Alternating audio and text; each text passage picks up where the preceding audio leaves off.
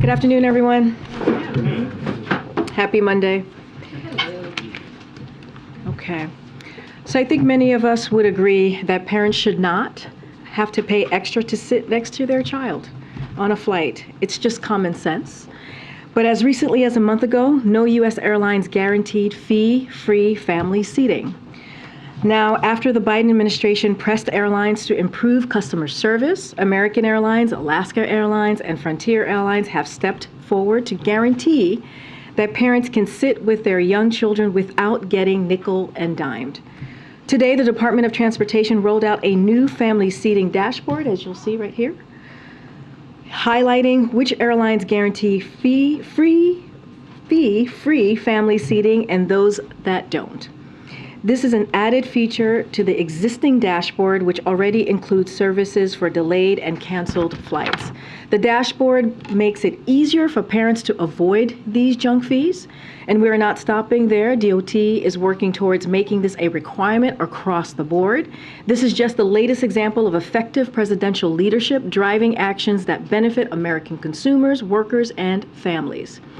President Biden is leading. Americans are supportive, and corporations are responding, as you can see.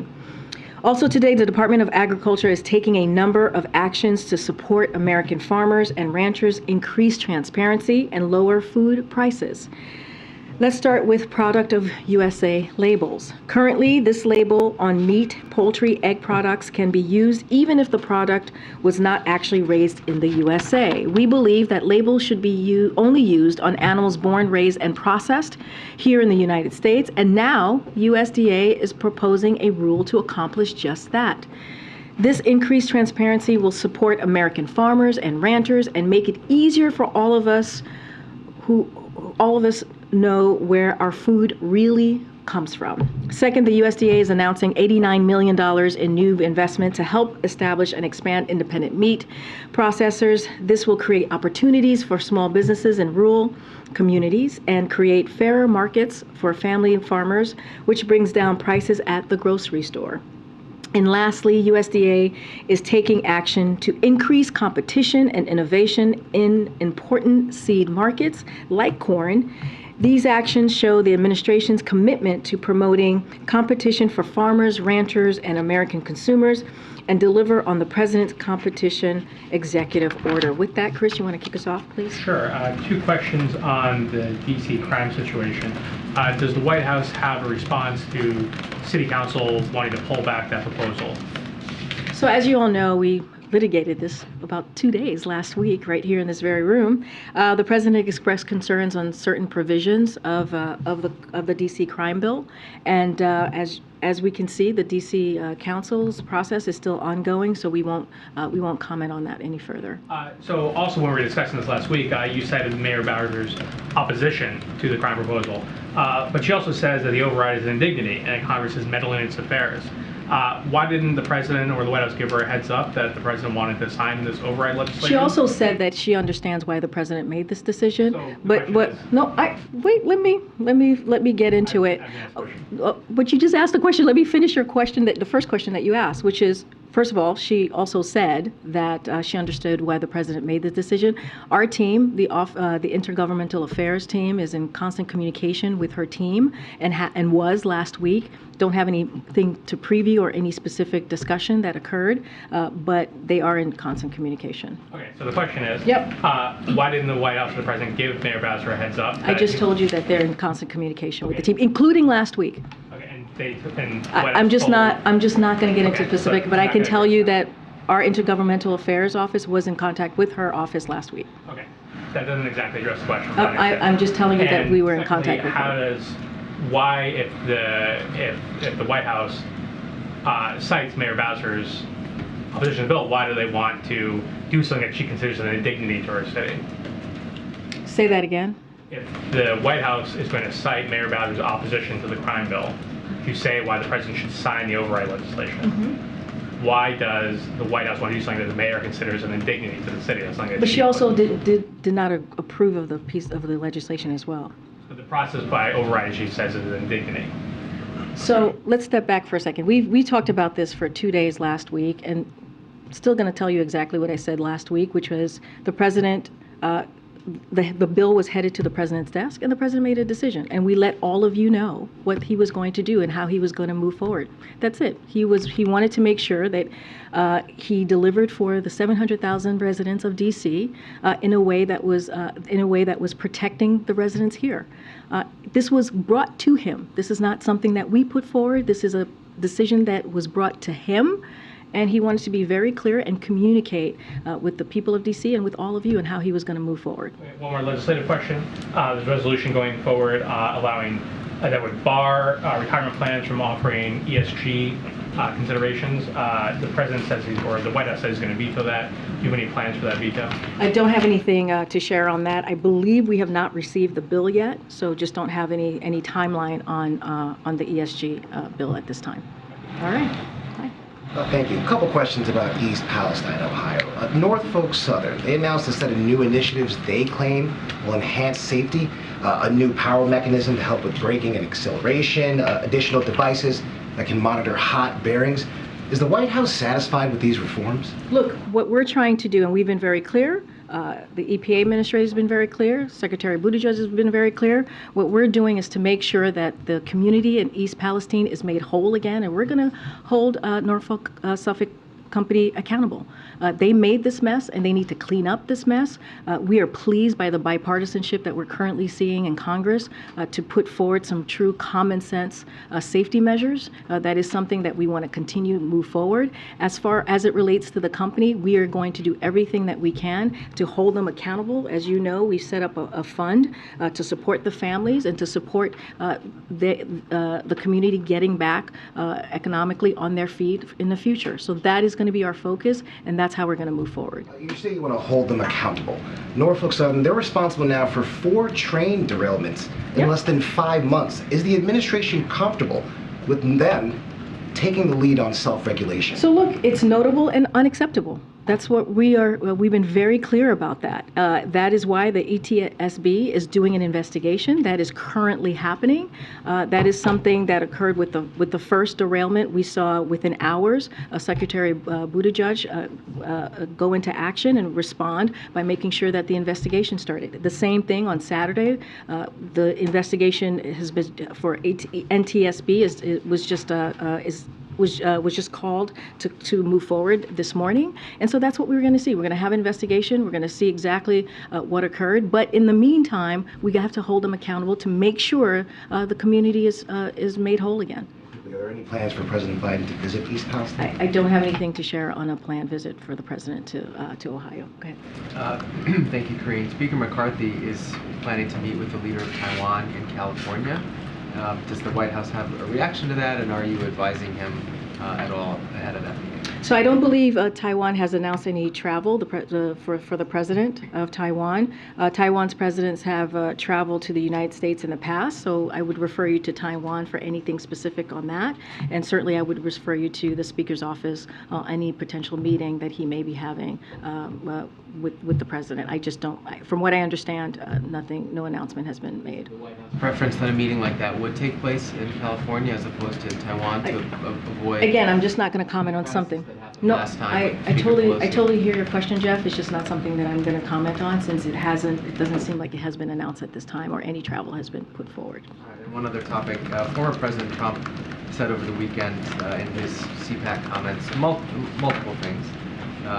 One thing he said to his supporters was, "I am your justice, and for those who have been wronged and betrayed, I am your retribution."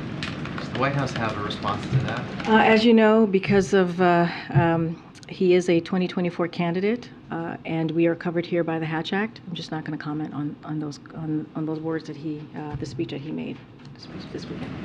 Just want to follow up on something one of my colleagues asked about last week. There were protests this weekend in Iran related to the poisoning of the alleged poisoning of the schoolgirls there. If the administration has any updates in terms of what they've seen or any investigations that may be underway at this point in time.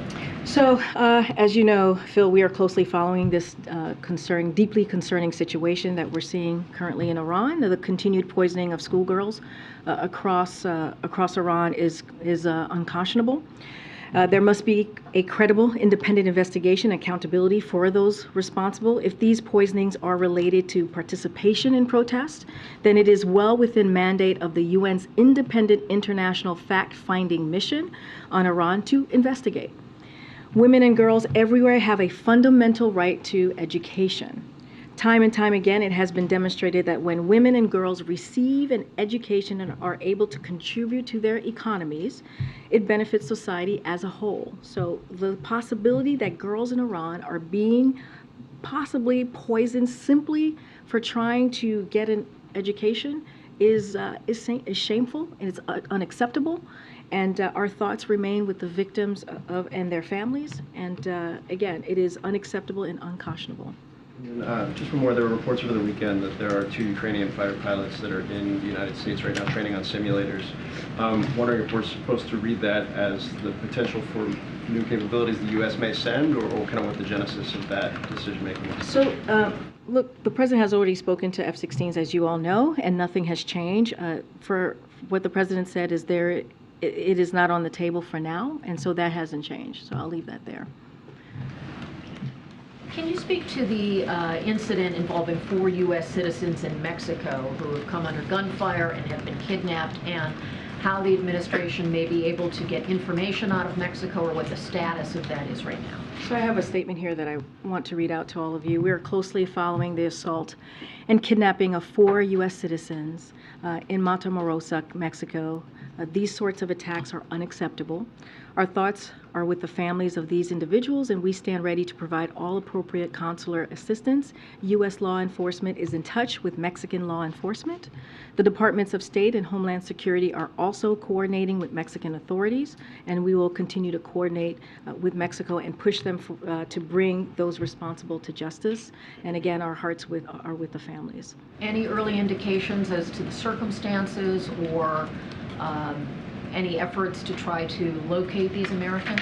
Don't have anything to share outside of what I just laid out. Clearly, we want to be really careful here. There are privacy concerns, and so I don't want to share too much about the information on how we're moving forward, or even the individuals. We just want to be really mindful on that. But clearly, we're on top of this. Thanks, Karine. Does the president have a meeting scheduled yet for him to sit down with Speaker Kevin McCarthy about budget or the debt? So right now, we don't have a meeting to preview or scheduled right now at this time. I've said this before. Our teams, their team, and our team have been in constant communication since the first time that they met. Just don't have anything to preview.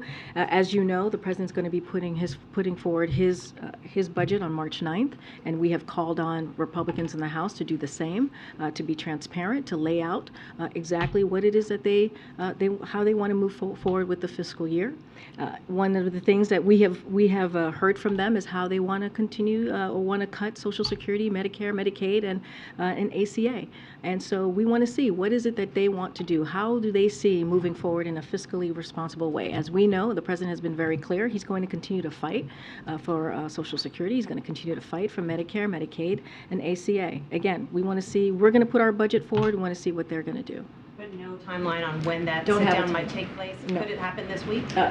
For this week, we don't have anything right now scheduled at this time. And originally, the Treasury Secretary said that she could keep extraordinary measures going through June. Then the CBO later said actually it might be July through September. When does the White House believe that things get critical as it relates to the U.S. debt? We basically follow what the Department of Treasury said. The Secretary said through June, and that's the timeline that we're looking at.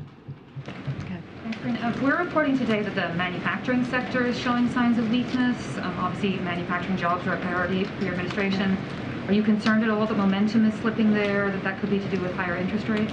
Look, we're going to continue to make sure that we deliver on the president's economic policy, economic plan. And having more than 700,000 jobs that have been created under this president shows that commitment and shows how the present economic policy is working. Look, that's why this CHIPS and Science Act is so important. And you have heard over and over from these different manufacturers who are coming back to the U.S., who are building these manufacturers, creating jobs. And so we're going to continue to work closely with them and make that a priority. That doesn't stop. I don't have any concerns right now to share with you, but we are, again, close to 800,000 jobs have been created under this administration, manufacturing jobs, and that is a commitment that this president has had to make sure that we're bringing manufacturers back to the U.S. And you said last week you check on the license plate on the Beast, whether it says that taxation without representation. Oh my gosh! Any update on that? My homework is not on par today. We have checked in, just haven't gotten an answer on that just yet, and so we are diving in and trying to get an answer to all of you. Go ahead, Steve. Staying on local matters, the D.C. Council chair said today that he thought he had the power to rescind the sending of the bill to the Senate for its review. Was there any communication between the White House and Council Chairman Mendelson's office prior to his press conference? So our team was made aware earlier this morning. As you know, when it comes to how the Senate, the mechanics of the Senate move forward, that's something for the Senate. I encourage you to ask them and how that will work and how that will move forward.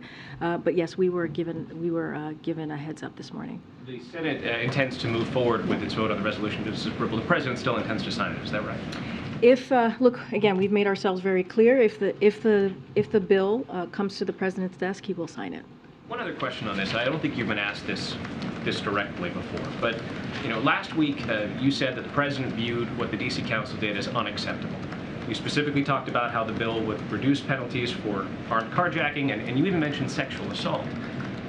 So the question is why the president would still support D.C. statehood if the council is going to pass bills that the president finds unacceptable. Why would the president empower the council to have the power of a state legislature that he couldn't check? Because he believes, and he has for some time now, that D.C. should be a 51 state. They should have a statehood. Again, the reason why the president, we responded to this and answered the question of if he was going to sign it or not is because it was coming to his desk, as we know from last week. And so the president communicated that, we communicated that, but it doesn't change that he encourages Congress to pass a bill that makes D.C. a state, and he will sign it. He believes that cities and states should be able to govern for themselves. Last one in this. Advocates of D.C. statehood say that what has happened here in this episode is that the effort has been set back significantly. That essentially what the president has done is he's given juice to opponents of statehood, and statehood opponents say that this episode has proven them right, that the D.C. government should not be self-governing without Congress's involvement. Well, we disagree, right? We believe D.C. should be a statehood. I mean, we've been very clear. The president has been very clear. Again, D.C. is not a state, it's not a city. The reason why this bill was coming before the president is because that is the case, right? It's not a state, it's not a city. So doesn't mean that it stops our support for their statehood. Doesn't mean that the president has changed his mind on that. We still support that and want to see that happen, and we're going to continue to encourage Congress to move in that way. There's a bank that's having some issues right now called Silvergate. I'm wondering if you guys are monitoring that. On Friday, they shut its crypto-focused payments network, Silvergate Capital. And they said in a filing last week that they may have to evaluate their viability after $1 billion loss in the fourth quarter. Is there anything the administration is doing to monitor that or stepping in, that sort of thing? So we are aware of the situation and monitoring the reports. Won't comment on Silvergate specifically, but it is obviously only the latest company in the cryptocurrency field to experience significant issues. In recent weeks, banking regulators have released guidelines on how banks should protect themselves from risks associated with crypto. As you know, this is a president that has repeatedly called on Congress to take action to protect everyday Americans from the risk posted by digital assets, and he will continue to do so. So we won't speak to this particular company, as we have not on other cryptocurrency companies, but we're going to continue monitoring the reports, and clearly we're aware of the situation. Thank you. And can I just ask briefly on the Fed chair search, Fed vice chair, search, is there any update you can give us? And in particular, Senator Warren is a critic of Chairman Powell and has called on the administration to appoint a vice chair that is effectively a counterweight to Chairman Powell. indecisions on interest rate hikes. Do you have a view on that? Are you, in essence, trying to counterweight the chairman in this process? And where is the process at right now? I'm certainly not going to get ahead of the president's process or lay out what he's thinking or how that process is going to move forward. What I can say is this is a priority for this president. I don't have anything to preview on any specific candidates or announcements, but clearly we'll have something in the near future. I wondered, Karine, if you could comment on some efforts in Republican states like Florida and Texas where they're cracking down on undocumented immigrants. In the Florida legislature, there's a proposed bill that looks at requiring private companies to do more to check the immigration status of their employees. In Texas, there are lawmakers considering a bill that would deny undocumented children access to public education. Does the White have any comment on these efforts? So I haven't seen these bills. What I can say is, and as you know, on the first day of this president's presidency, in his tenure, first day of his tenure, he said very, very clearly that he took immigration reform very seriously, and he showed that by action, by putting forward a piece of legislation that was comprehensive, that dealt with the immigration issue that we have seen in this country for some time in a real way. And he asked Congress to take action as well. And so I can speak to that. I can speak to how the president wants to move forward in a way that we're protecting our border in a secure way, which is why he's taken actions, whether it's the parolee program, whether it's putting 24,000 federal agents on the ground and making sure that we're doing this in a safe and humane way. And so that's what I can speak to. That's the way the president wants to move forward, and I'll just leave it there. This bill says that they would deny undocumented children access to public education unless the federal government pays for it. If this moves forward in Texas, is this something that the administration would consider? Again, I'm not going to get ahead. I haven't seen that piece of legislation, haven't talked to our team. I'm just not going to get ahead of any state, local legislation. What I can tell you is what the president has put forward and what he has, how he sees this process moving forward on the federal level is coming together with Congress coming together with us, Republicans actually taking real action and not doing political stunts, because that's what we see in these states is continued political stunts and not really dealing with an issue that they can. If we came in a bipartisan way, we can actually deal with the immigration concerns in this country, but they refuse to do that.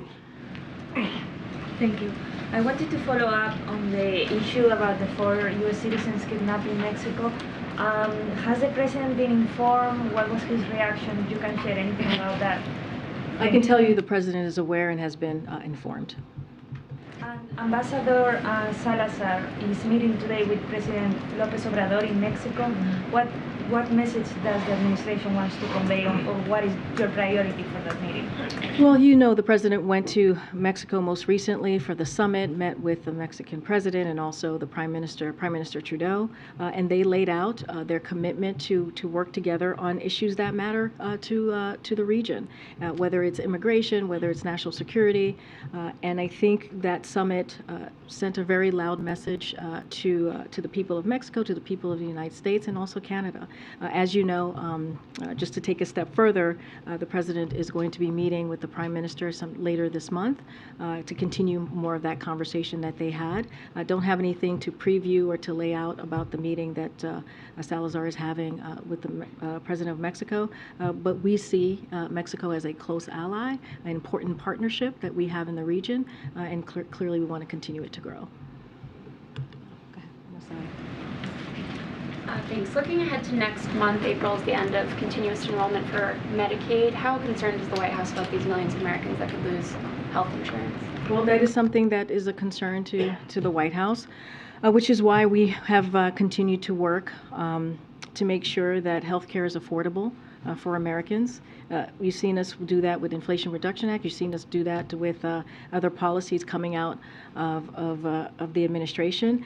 We will, clearly you'll see the president's budget on March 9th that will speak to some of this. Don't want to get ahead of what the president's gonna lay out in his fiscal year budget. So I'll just leave it there.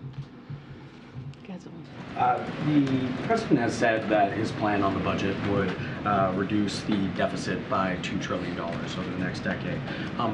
How did the administration land on that number of $2 trillion?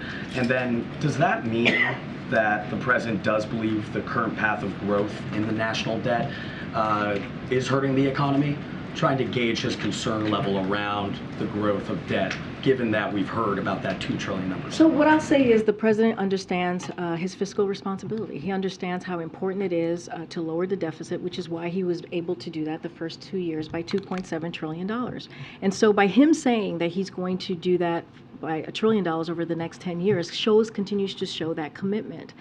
And so that is incredibly important. And we have said, if Republicans want to have a real conversation about how to lower the debt, then he's ready to listen. He's ready to hear what they have to say. That's why we have said we're going to put our budget forward on March 9th, and we're waiting to see what they're going to do. So far, their proposals have been to add $3 trillion to the debt. As you think about them giving a tax break or giveaways to millionaires and the rich and the wealthy, as they talk about wanting to cut Medicare, Social Security, Medicaid, ACA, that's what they're bringing forward. And we're saying, you know what, we're going to protect those really important programs, and we're going to put forward, he's going to put forward a fiscal budget that is going to be responsible. I'll say a little bit more about this week. As you know, he's going to deliver remarks in Pennsylvania, and he's going to show his plans to invest in America, continue lowering costs for families, protect and strengthen Social Security, Medicare, reduce the deficit, and more, as you just asked that question. And so you can expect to hear more from us in the days leading up to Thursday. We'll have additional information on some of those pieces as we head into Thursday. Can you just quickly explain the reasoning for traveling for the budget rollout? Going to Pennsylvania for this, obviously that's an important state when it comes to forthcoming election. Why travel to? So I'm not going to get into elections, but as you know, the president Pennsylvania is very close to his heart. He sees that as his second home, and so we believe when we go out there and travel and do and go to places like Pennsylvania and other states, it's an opportunity for the president to talk directly to the American people. This is important, right? When you think about the fiscal year budget, you think about how the president's going to lay out his plan for the American people. He thinks it's important to do that and make sure that that he talks directly to the people, to American people out there. And that's what you're going to see him do. And so he'll just happen to be doing it in Pennsylvania, a place that we travel to a lot, as you all know, those who travel with us. Go ahead, Ed. Yeah, thanks, Karine. I want to ask you about energy policy. So if the president had allowed the Keystone Pipeline, the Keystone XL, to go forward, it would have been operating today or very close to being turned on today. Any regrets about canceling that project, and any consideration of reversing any energy policies for a more balanced approach going forward? So look, the president has been very clear about how he's approaching the energy space. He does it in a way that is responsible. He does it in a way that delivers for the American people. There's nothing new here. The decision that he's made, at the same time, having one of the most important historical climate, when it comes to climate change, investments and policies. That is not going to change on how the president moves forward here. It is when he walked into the administration, he talked about how climate change was one of the important crises that we needed to address, and that's what you've seen from this president the last 2 years. And his decisions are not going to change that. But even with there was a leaked memo that showed that energy, if we had charged less for certain drilling oil permits or royalties in a part of Alaska, then there would be more energy security. So I'm not going to speak to leaked memos from here. That is not something that I'm going to do. I believe the leaked memos from the Department of Interior that you're speaking to is just not going to do that. I encourage you to reach out to Department of Interior. Way in the back. Yes, thank you. Well, the person behind you. Yes, someone new. Someone new. Thank you. I appreciate that. Tori with Spectrum News, by the way. Karine, thank you so much. Sure. On the note of the budget proposal, this is happening. He's unleashing or unveiling this proposal under the shadow of the debt ceiling, and since February was the last time, according to House Speaker McCarthy, the president has sat down with the speaker to talk about some type of deal. McCarthy says he rejects, a clean increase without some concessions or spending cuts. Is the president going to come back to the table with McCarthy to talk about it? What's the plan here? He never came to the table to negotiate on the debt ceiling. That was not something that occurred. That is not something that's happening. We've been very clear, we're not negotiating around the debt ceiling. This is something that Congress needs to do. It is their constitutional duty. It is something that has happened 78 times since 1960. It is something that happens in a bipartisan way. They should not put the full faith and credit of this country hostage, should not keep that hostage. And so this is something that we believe that should happen without conditions. And so that's how we've been moving forward. We've been very, very clear about that. I just talked to one of your colleagues about the thing that we are happy to talk about is how to lower the deficit. We are happy to have, the president would look forward to having a conversation, a real conversation with House Republicans on how to do that, because he has been successful in doing that. $1.7 trillion the first 2 years, and he'll share more with his budget on March 9th. Has been sounding the alarm. She says we're about 3 or 4 months away from, true disaster here. Is that not at all concerning that, there can't be some deal? Yeah, and that should be concerning to House Republicans. It should be, because this is something that has been done, again, multiple times over the last several decades. And this is something that is their constitutional duty to do, is to lift the debt ceiling. And it's been done in a bipartisan way. They did it 3 times under the last administration. Go ahead. Wow, James. A group of one. I am just referring to myself. I'm going to take that because I think I'm plenty old. I have 2 today. First of all, on the Taiwanese president, how does the White House feel about her proposed visit to the U.S.? What outcomes do you hope to see from it? And will any administration officials be meeting with her? Right now, there's no planned travel, so I'm not going to speak to a travel that has not been planned. And as stated earlier, it wouldn't be the first time that a Taiwanese president has traveled to the U.S., but I'm just not going to speak to a travel that has not been locked in yet. He has a second question about the International Women of Courage Awards. You're giving an honorary award to the women and girls of Iran. Who's going to be accepting that on their behalf, and what sort of message does it send? If they can't be here, they can't participate, what is the point of doing this? Well, we think it's incredibly important to do this. First of all, one of the reasons that we're doing it here at the White House is we wanted to bring those stories of these incredible women to the White House, to a bigger stage, right? To the biggest stage that we could, and we're doing it right here at the White House, which we think is incredibly important for women around the world, but also women here and young girls here to hear the stories of these incredible individuals. Girls everywhere need to know that there are women who are fighting for them, transforming their communities and building a better world for all of us. And so we think it's critical, we think it's important, we think it needs to be seen, and we are really thrilled to see this on Wednesday. Don't have anything more to share. We'll have more to preview in the next day or 2. Thanks, Karine. Just to circle back on something you said earlier about D.C., you said D.C., it's not a state, it's not a city. What did you mean? Meaning that what I'm trying to say is it's not a statehood, it doesn't have statehood, right? And I've said this before, said it last week, nothing new. I'm not saying anything that's new here. And because it's not a statehood, right, the president had to make a decision. This bill was brought, because this bill was about to be taken to his desk.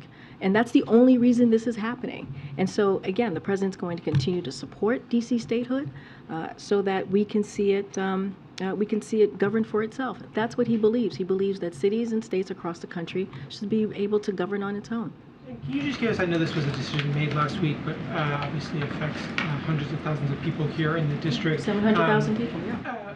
What was was there a policy process around this this decision? When did the president know about it? Did he speak with the mayor himself? Were there any sort of conversations, or how did he come to this decision? So I don't have a timeline to lay out for you on the process and how it occurred.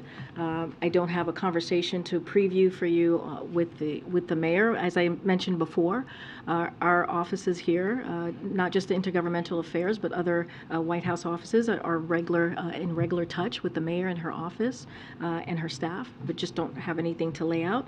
But look, the president knew he had to make a decision. He had conversations with his team, and he made that decision. Got in the back. Following up on that, there's another D.C. DC Council disapproval resolution that is pending related to non-citizens voting in local elections.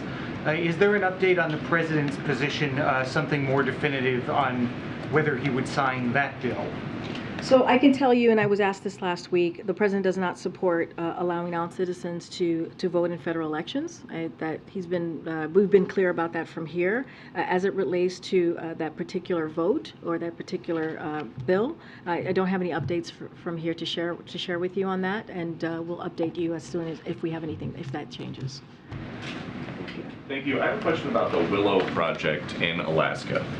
What's more important to President Biden, improving energy security or reducing fossil fuels? So, first of all, it doesn't have to be one or the other, right? Well, we can try to be both. In 2019, I guarantee you we're going to end fossil fuel. So this project would just be dead, right? So here's what I can say about that. The President did meet with the Alaska delegation last week at the White House. He always appreciates me speaking and meeting with the full delegation, understand what their concerns are. So I'll leave it there. And when it comes to that specific decision, that's something that the Secretary of Interior is going to make. So I'm not going to get ahead of where she's going to be.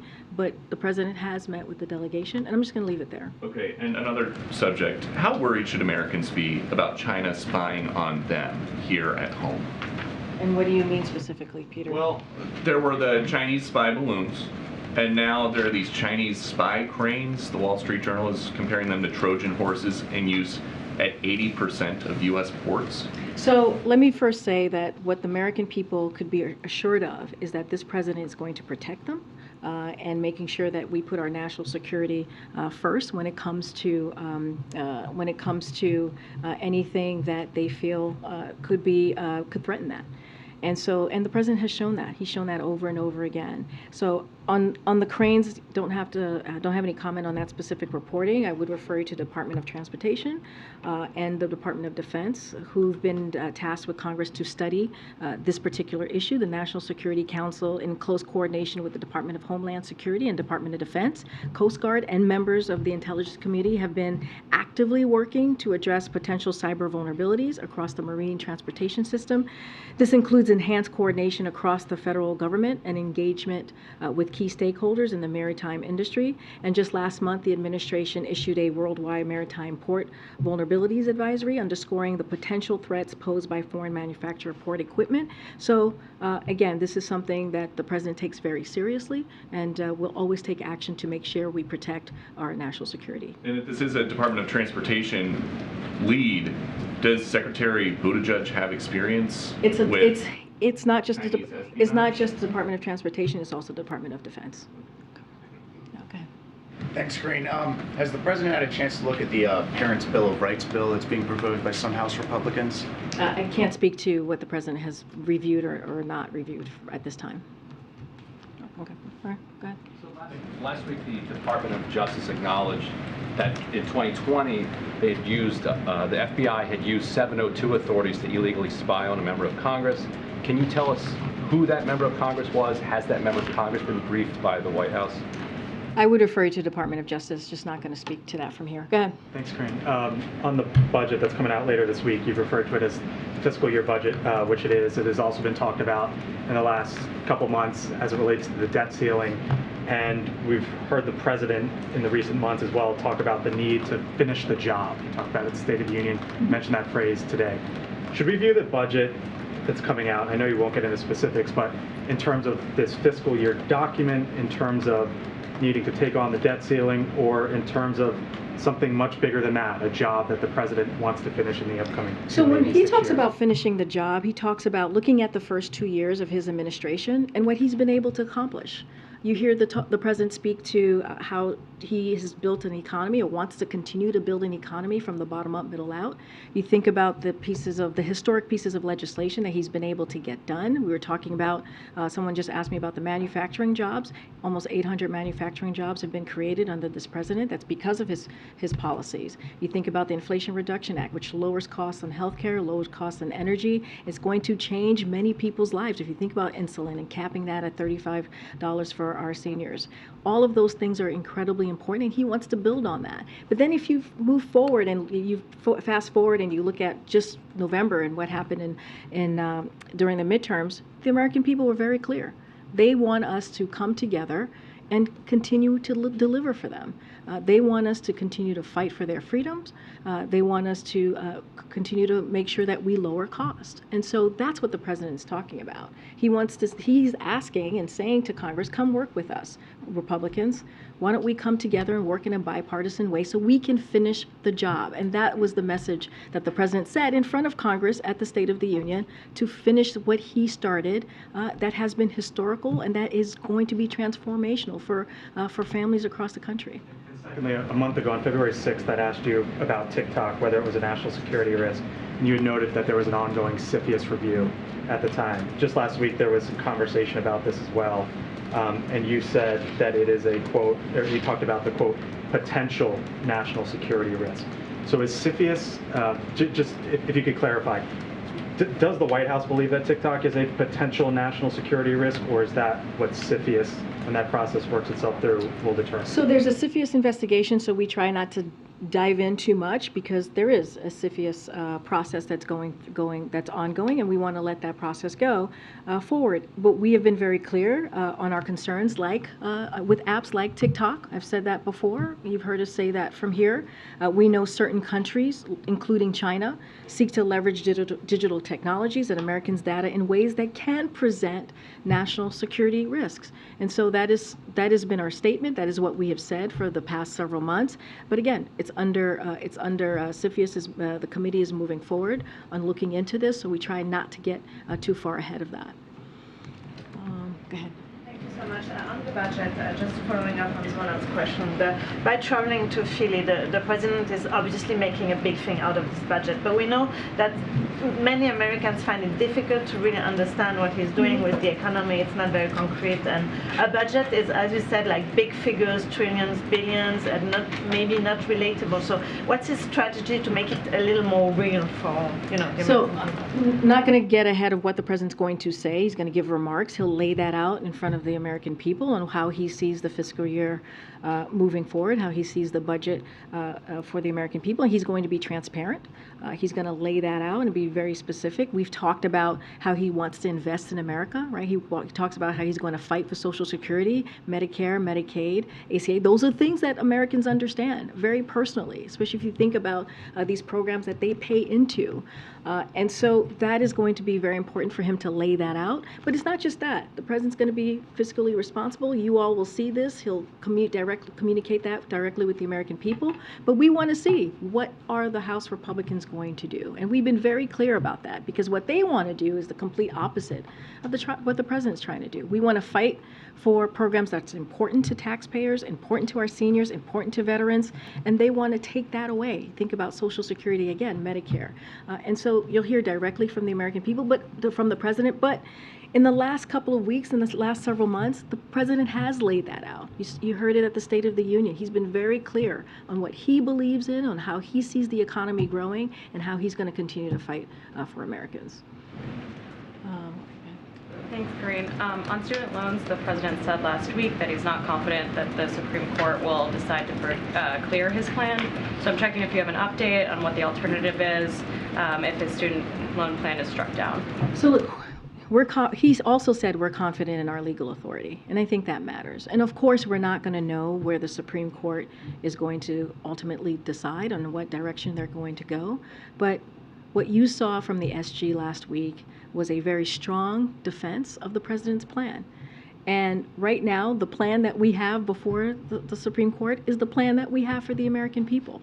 And we believe that, again, we have the legal authority that the other side does not. It does not have the standing or the merit to really move forward with what they're trying to do. And it is unfortunate. It is unfortunate that you have certain elected officials across the country that are trying to prevent nurses and doctors and teachers from getting this type of benefit. We're talking about 90% of Americans who are part of this program, that are considered for this program, make less than $75,000 a year.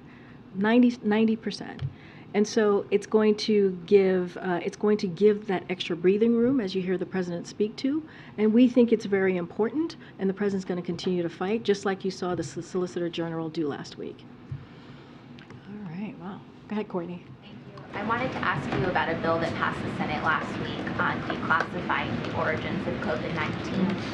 The bill passed by unanimous consent in the Senate. What's the president's position on it? So I was just talking to my colleagues about that. I need to connect with the National Security Council to speak more on that. But yes, that just was a flag for me coming out before I came out. Go ahead, Brian. Thank you very much. King Charles is going to go through a coronation ceremony on May 6th. Foreign countries and foreign governments have been notified about that. Will the president attend? Will President Biden attend King Charles's coronation ceremony? So I don't have anything to. We don't have anything to announce at this time about a travel to the UK or a delegation at this time as well. But I can say that the United States will be represented at King Charles' coronation, and I expect that we'll have more information to share on that soon. If the president doesn't attend, should it be seen as a snub to the monarchy or a snub to King Charles? Not at all. Why not? There's going to be U.S. presentation. So just don't have anything to share at this time. Okay. Karine, thanks. There was a report last week about how Ford's F-150 Lightning, their electric EV truck, is contributing to high pollution and deforestation in the Amazon. Does President Biden regret endorsing that truck back in 2021? And has anyone talked to Ford about how they should source aluminum for the frame from a different mine? No, do not regret that, and don't have any conversation to read out at this time. Okay, real quick. Yeah. I know you're probably going to say Hatch Act is restricting you in this, but is the president annoyed, frustrated with Marianne Williamson for jumping in the race ahead of him? Did he want a clear field to run against the Republican nominee in 2024? Just not tracking that. I mean, if I had a what is it called, a little globe here, crystal ball, then I can tell you. But I imagine 8-ball, whatever. If I can feel her aura, I just don't have any. I just don't have anything to share on that. Gosh, you guys are making me laugh now. Okay, in the back at the mask. Thank you. With regard to the budget, do you know? Can you speak to if there's been any argument against pursuing renewed COVID funding within the president's budget, and if so, what happens? Yeah, I'm not going to get ahead of the president's budget at this time. You'll hear directly from him on Thursday. I mentioned how we'll have some parts of his budget that we'll kind of lay out for all of you ahead of Thursday. I'm just not going to get ahead of the president at this time. Okay, go ahead. I wanted to ask you about the protests over the weekend near Atlanta. Dozens of people were arrested protesting the so-called cop city. Is the president aware of this, and is the White House worried about this escalating? Wait, say that again. What was the protest? The protest was, it's a facility, a training facility that's being constructed for police officers. It's called Cop City. It's near a black residential area. The protesters are concerned that this is going to lead to escalation of police militarization. There have been 23 that have been charged with domestic terrorism, but there were 35 people arrested. So the concern is the president aware of this? Is the White House concerned about this escalating? And then I also had a follow-up. The Georgia Attorney General has said that some of the people that have been arrested were from outside of the United States, from Canada, from France, from an international group that were here just to undermine American public safety. So is the White House tracking this, and how worried is the White House about this? No, we have not been, I've not heard any discussions about this protest over the weekend, so we'd have to go back to the team and see where we are, where we're standing, and a response on that. Just, this is the first time I'm hearing about this protest over the weekend, so just would have to come back to you on that. All right, Stephen. Okay, thank you, Karine. I have a Saudi Arabia human rights question for you first, and then I'd like to ask you about Russia sanctions. Regarding Saudi Arabia, there's a 72-year-old U.S. citizen named Saad Al-Mahdi who is in prison for a series of tweets he wrote when he was in Florida. He was given a 16-year sentence in October, and you commented on the case then. The Saudi appeal system decided to review the case, and last month decided he needed an extra 3 years in prison, despite the White House condemning the original sentence. His son told me it was a middle finger to President Biden, and that he wants his father to be declared wrongfully detained. There's been some bipartisan reaction to this. Congresswoman Ilhan Omar told me that it's, quote, atrocious and unbecoming for the Biden administration not to declare him wrongfully detained. So does President Biden have a reaction to the new sentence, and is there a reaction to the one? So we have been monitoring the case of Mr. Saad Ibrahim Al-Mahdi, as you know. I think I've mentioned this before, not just myself, but my National Security Council colleagues as well. Since we learned of his arrest and have been in regular contact with his family, we have brought up and raised our concerns regarding this case at senior levels at the Saudi government. So that is something that we've been very vocal about and brought up again to government officials. And our belief is exercising the freedom of expression, including through social media, should never be criminalized. I'm not going to get into the process here and how we move forward. That's something that the State Department, as it relates to these types of issues, but we've made ourselves very clear, and we made ourselves clear as well to the Saudi government. It's fair to say President Biden is upset about the new sentence. What I can say is that we have raised our concerns and have spoken to this particular individual a couple of times from this podium.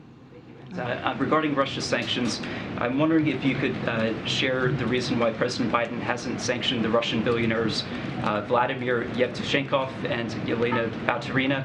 How is he handling the conflict of interest there, given his son was a business associate of these two people? And can you confirm that as sitting vice president, he dined with Baturina in Georgetown? I'm just not speaking to anything that's related to his son from here. If you want to ask a question about Hunter Biden specifically, I would refer you to his family. And as it relates to any sanctions, I'm not speaking to individual persons that from Russia. Go ahead. Thank you. I want to ask you about COVID origins. I understand that administration is trying to get to the bottom of this. I just want to ask you if the final conclusion might look like, is it going to look like each institution that is looking into and investigating come up with their own conclusions, or administration will have one final perspective? As you know, the intelligence community is looking into this. This is something that the president has asked since a few months into his administration, and so they're redoubling down their efforts. They're looking into the origins of COVID. Clearly, it's important. He believes it's important to get to the bottom of this, especially as we look ahead to the future and trying to prevent any future pandemics. I'm just not going to get ahead of the intelligence community. They're working through this, and I'll just leave it there. All right, thanks everybody. I'll see you tomorrow. Thank you.